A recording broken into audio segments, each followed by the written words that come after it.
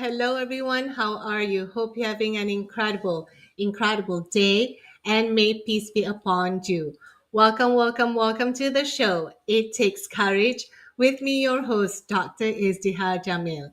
And today I have a wonderful guest who is going to be sharing with you some tips to be reversing obesity. So let's welcome our guest. Here she is. Penny Foskaris, who is a nutritionist expert here joining us from Orange County. Hi, Penny. Welcome to the show. Hey, thank you so much, Dr. Jamil. So good to be here. Nice to Thank see you. you. So, Penny, we have an important topic to discuss today, a topic that is, we can see the cases of it rising every single year, which is obesity. So, let's get straight to the point and tell us what are some daily actionable steps, something simple, something practical, but effective that people can do to start to reverse obesity. Sure, thank you. And I would say that we'll start with even, we're looking at being overweight and obesity. And a lot of people don't realize that they don't eat enough food, number one. So there's cases of too much food and there's cases of not enough food. So we need to actually get our body composition done so we know our numbers and then knowing our macronutrients. So the first thing we can do is, first of all, we need to sleep, number one. And a lot of times people don't realize that when they're not sleeping, it could be because they didn't eat enough food during the day and their body can't repair. So I'm going to grab here my assistant, Bob. This is Bob, and he's showing all of his organs here. And we have to feed our organs. And so even when we're eating food, we have to think about what are we eating? We need to, we need carbohydrates. They're not bad. So you see all these different diets, right? We're like, what the heck? What do we do? But we think of balance. We need carbohydrates. We need some protein. We need some healthy fats, right? Not all fats are good for us. We grab the candy bar, it's got fats in it. It's really not the best. But we can have it once in a while if we pair it up with protein. So, but we look at eating food like fresh fruits and vegetables and filling our plate with a lot of those along with the protein and the fats and we limit ourselves. Like I have a lot of people come in the office and they're like wanting to they think they got to cut everything out and then they're not happy and they're like, no. I go, you get to tell me what you like and let's modify that. So number one is looking at your food, making sure that we're getting a balanced diet and getting a body composition done first is number one with any type of diet that you're eating or non-diet, but knowing your numbers is number one. And then we need to get exercise for our heart. We have to look at, when we don't put stress on our heart, when we're in a stressful situation, our heart can't handle it. Also, when we eat protein, it also is good for our heart as too, because that's a muscle. So we need to feed our muscle. And so another thing, when we talk about exercise, people go and they do weights and they do all these weights. Like, I don't know why I'm not succeeding at this. And sometimes it's because they didn't have enough amino acids from the protein. And it could be vegan protein. It doesn't have to be animal protein. So looking at that and knowing that, and then resting.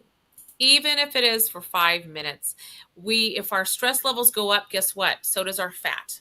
I had a client that gained 7 pounds of fat in 1 week from her stress. Okay. I had another lady who was starving herself to the point where she was barely eating. She had gone up to 310 pounds. And by eating more food, and we did some light therapy as well too, she lost 120 pounds of weight and 98 pounds of pure fat in 9 months. Okay. And she feels great. So we are reversing, right? We're helping. We have to look at things to help people reverse she was obese, and not everybody's obese, but we want to make sure with our children too. We want to teach our children how to eat now so they understand why we're doing it. Just to say, oh, don't have that. No, no, don't have that. It's the reason why, hey, by the way, our pancreas has to work really hard. We have sugar, babe. Why don't we put some protein with it so we can actually stabilize blood sugar? And you go, okay, and how do you feel? Pretty good. Have the one cookie, not two or 10, so keeping that. Yeah, I think that makes sense because today is Halloween when we're, talking this. So It's true. there are a lot of candies involved Yeah. in Halloween itself. Yeah. Either from school, the kids got back from school and they have a bag of candy. We're probably going to get some candies later at the ice rink when my son goes for hockey. So it's kind of having the understanding of, like you said, body composition, but more importantly, what type of food like your body needs, Yeah. but also important as well that it's not what your how your body is digesting the food, even if you're eating the food, but how your body is digesting Yeah. the food. And it's so interesting, Penny, that you touch about stress and sleep.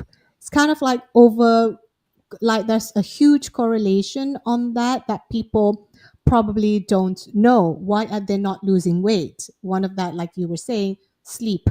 They didn't have enough sleep that can help their body to rest. So talking about all these important elements in reversing obesity, let's focus on one, which is food. So what are some of the foods that people can eat to create longevity, to create sustainability in their life? That's going to help probably take care of their liver, their heart. That's going to good for them in the long run as well, Yeah. and not just for like right now. Right. So I would say the first thing to look at, and it's overlooked, is looking at the brands that, first of all, because we can have, some crackers. I'm going to look at it as we talk about even for families. What are being, eating unprocessed foods is really the best, right? If we do fresh fruits and vegetables, raw nuts, because we bake the nuts at a high temperature. We don't know where they're baked. It changes the property of the oil. Okay, so we're looking at nuts, raw nuts. We're looking at a variety of fruits and vegetables. Think of the Mediterranean diet. Okay, and so we look at even a little bit of wine is okay too, with a certain point. Then we get to the point for having too much, then it's not good for your liver, right? So looking at that, and if we look at superfoods, you can add some powder to your drink that has taken all these dried fruits and vegetables and adding all these nutrients together. And so we can really have a variety. But with the food, having the intention when we eat the food, and if we're in a good mood, like we should, look at our food. If we're angry while we're eating, we're probably going to get indigestion, and a lot of times we're in a hurry. And one person said, oh, my doctor said I gained weight because I was standing up. It wasn't because they were standing up. I decided to stand up because I always had to get something. So she was standing there being angry because, so that's what caused her to gain weight, not because she was standing. So if we slow down and even give ourselves, it might be 5 minutes, but at least take a breath and think of nourishing your body. And that, that's what we got to look at, right? Nourishing the body. I'll take back to box food because, it's unavoidable. Sometimes we're traveling and we're at convenience. We have to look at a lot of foods that I thought were great brands, and I'm not going to name any brands, but this granola bar, that, what, at least it's okay. And I look at it and it says bioengineered ingredients. Or you look at genetically modified. There was I'm not going to say again the brand that people were at their headquarters last week and they were demanding that they change the way they make their food. That's not going to make a difference. That actually just gave them more publicity. What we need to do is look at the labels and decide which ones to buy. And I can assure you, if we stop buying that brand, they will change. Yeah, that's so interesting, Penny, in the sense that you're talking about even if brands that say organic, right? Labeled organic, labeled Yeah. healthy, natural. But when you look at the composition or the back label, you start to see what are all these things that are not in alignment of what's organic. Organic can just mean one little itty Yeah. bitty thing that they put in, whether it is the Yeah. nutritional bar, whether it is cereal. I was like, Yeah. oh my God, Penny, like when I drop off Rehan, my youngest one, he's 3, at his play school, they would serve him breakfast, and I saw one of them is cereal. So cereal is a processed food that has a lot of sugar, and we don't eat cereal because I don't grow up eating cereal. Back in Malaysia, I grew up eating hot food, so we just don't have cereal. But Yeah. it has become like an okay thing to have this different kinds of food that are seemingly healthy, like whole grain, this fiber thing. So how can we bust through that misconception or start making conscious choices with our food that are going to be beneficial for us? I would say the number one thing is to teach our children to look at the labels. They are learning from us and learning from example. People are used to giving their children Nestle Quick, and it's like the bunnies on there. The marketing's great, and I tell people, and I have yet to do the video, but I will, is like, how do you make it healthier? You dump the chocolate out because it's all sugar, and you put some collagen protein inside, right? And that way you're getting some protein. But I'll tell you, the main thing is educating even from a young age. And I'll just share with you, one of my cousins, her son, when he went to junior high, they had a Shake Shack there, and he gained like 5 pounds within, and on a boy that's 12 years old, 5 pounds in about 2 months and he didn't grow, he got bigger. That's a lot of weight. And I emailed the school board because I didn't know who to talk. And I said, can I please come in there and help you tweak things pro bono, just to do it? And I got a not nice letter back from the principal and say they have a choice to bring stuff if they want. But, they were serving these children shakes and a full size muffin from Costco, right, for a snack after school. And it's like, it's okay to have a muffin, but have a small one and teach the kids. If you have this, guess what? Your pancreas is going to have to work harder and you get diabetes, right? And so we're looking at shifting as to, sometimes, like, what is, like, my son, when he was getting heavier when he was younger, I said, let's go for a walk, right? Let's Mhm. go for a walk together as a family. It's good for all of us. Instead of the 5 cookies, you'll have 2 little cookies. And I taught him moderation. And I think when we tell children to, no, you can't have that, no, you, or an adult, they're more prone to have it. So let's modify it so it's healthier way for them. Great insights about teaching the kids, or at least teaching ourselves as adults, to kind of an understanding about the label, what's in it. And you also touch base about let's eat more, what do you call it, like organic, not organic, but whole foods that are not so much of being processed. Yeah. You said about the nuts being baked and it just loses the composition and Yeah. the natural oils that it has. And you also touch base about the Mediterranean diet. Can you just give us an overview about what Mediterranean diet looks like? Yeah, so it has fish and nuts and different seafood and olive oil, right? They use a lot of olive oil, and extra virgin olive oil is one of them, and then also, like, so the and fruits and the vegetables, and that's really where they're not eating a lot of our meat here too. Like, they do eat meat in some of the countries, they do, but not as often. But if we're going to have the meat, should be grass fed, right? Right. And because when the antibiotics go into the animals, it goes into us as well. It's in that meat. And so we need to look at natural farmers and just really getting the legumes, so beans. But also, when we look at the diet, we have to look at, again, the macronutrients, because if you ate a whole bunch of beans and just a little bit of vegetables, you're getting too many carbs. Even though they're good for us, we're getting too much. So again, going back to body composition and getting your analysis of your macronutrients, your protein, carbs, and your fats. But that's really what it entails, is really the olive oil, the fruits, the vegetables, all fresh. And then, even with the and the nuts, and then really they sleep. Part of their lifestyle, we have to talk about diet, is lifestyle, which is sleep too, Yeah, and that's, naps. speaking of olive oil, right? I remember, like, my husband and I, we visited Italy. This was like years ago when we were staying in England. And part of our visit there, we went to like an olive oil factory. It's like a family owned olive oil, like, there was like olive trees everywhere. And we met kind of like the owner, and I asked, okay, so what do you use this olive oil for? Do you just use it for this, or do you just use it for? I was told that we don't fry with olive oil, we just do like drizzle a bit. And he was like, we use olive oil for everything. Like, it's kind of like it's, I guess it's their way of life. They grew up with olive oil. So I'm glad that you're kind of like sharing us a vision of the Mediterranean diet that consists of seafood and fish and beans and nuts and vegetables, and fruit. So it's kind of like a variety of things. I mean, I'm assuming you don't have to eat all of that at the same time, but at the very least, spread it out throughout the day. Yeah. Too, because I personally couldn't eat like all seven different types of food at one No, but I time. think that what we need to look at is macronutrients. So for like our carbohydrates, Hmm. protein, and vegetables and healthy fats together, it Hmm. really does balance the thing is if we have carbs on their own, especially if it's Yeah. sugar, right? Then it can be actually shown it's more addictive than cocaine, and so that people crave it more and they wonder why they can't stop.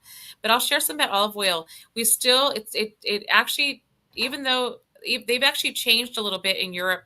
My family actually has olive trees in Greece, and we have lots of olives, and but and we they make olive oil out of that. But the thing is it's not a high temperature oil, so I don't recommend frying with it. I recommend with like avocado oil is a high heat oil was usually what I recommend. Um, Coconut oil is also high heat oil, but it is very high in saturated fat, so we do need to limit our saturated fats for heart health. So, but there's one thing I want to share about the olive oil in Europe. They bottle separately for Europe, and they bottle another way for America.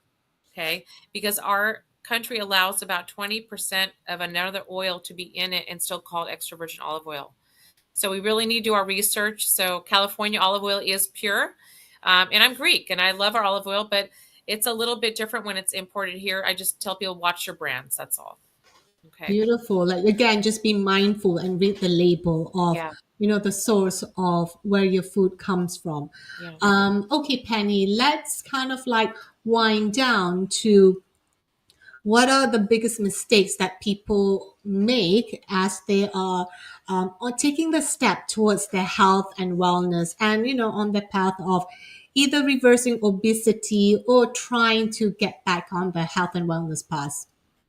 So one of the things is that they'll hop on a trend, and they're not looking to see if it's right for them. And so again, getting your body composition done with something like an InBody 570 or Evolve, they're FDA approved devices. So you actually see that you need 1800 or 1500 or 1200 or 1600, depends on your muscle, because if you eat less than what you're supposed to, you will store fat. Okay. And when you're looking again, body composition important, because as you're losing weight, if you're gaining muscle, you could actually lose, I'm going to show you here, a pound of fat, but you just drank some water and now you weigh the same.